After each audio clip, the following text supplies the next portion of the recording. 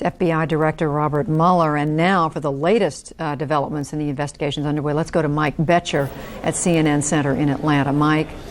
Well, Judy, they're looking at those 19 names. As you said, they believe that they do have contact somehow with Osama bin Laden. What they're trying to find out is what groups did these people actually belong to? And I have information gleaned from intelligence sources about some of the groups they're looking at and some of the individuals. Let's begin with Islamic Jihad of Egypt, sometimes called Al Jihad. It is led by a man named Ayman Zawarhi, and this is a picture of Zawarhi on the left with bin Laden. That was taken about a year ago. He is a top lieutenant of bin Laden. We have a fact sheet on this man.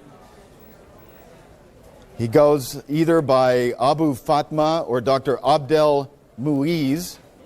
He's Egypt's most wanted man, widely regarded as military commander and chief strategist of the militant Islamic Jihad, or Al Jihad. And he is the personal physician and close associate to Osama bin Laden.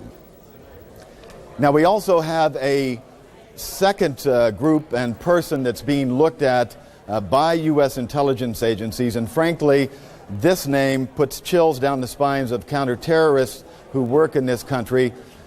He is being looked at but has not been connected that I know of or have been told, but I am told that he's looked at as one of the people that could have a connection.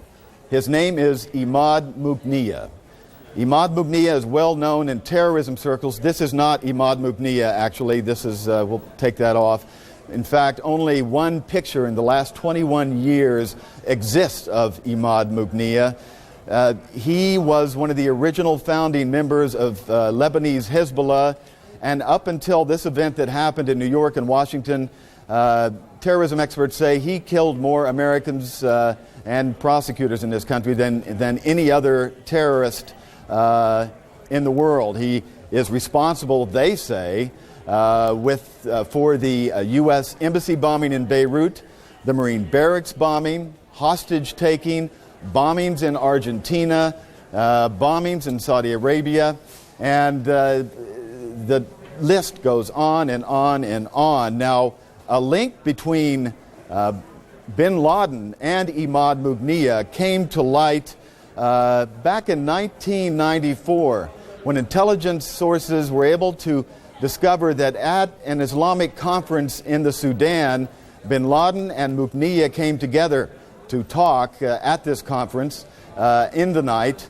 and that they believe some of the seeds could have been planted back then in 1994 for what is happening now. Not the specific plan, but a general strategy. That's at least a theory they're working on or looking at right now. Now, more evidence of the bin Laden Mugniyah connection came from this man you saw earlier, Ali Muhammad, who was a U.S. Special Forces sergeant. Ali Muhammad was recruited by the Al Qeada organization, and he testified at the trial of terrorists who were convicted of conducting the Africa embassy bombings. Let's look at that testimony. I'll read it to you.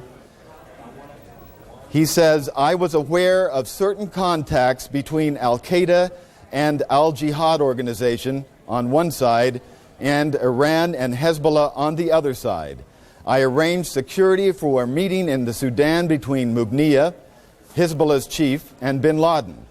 Hezbollah provided explosives training for Al Qeada and Al Jihad.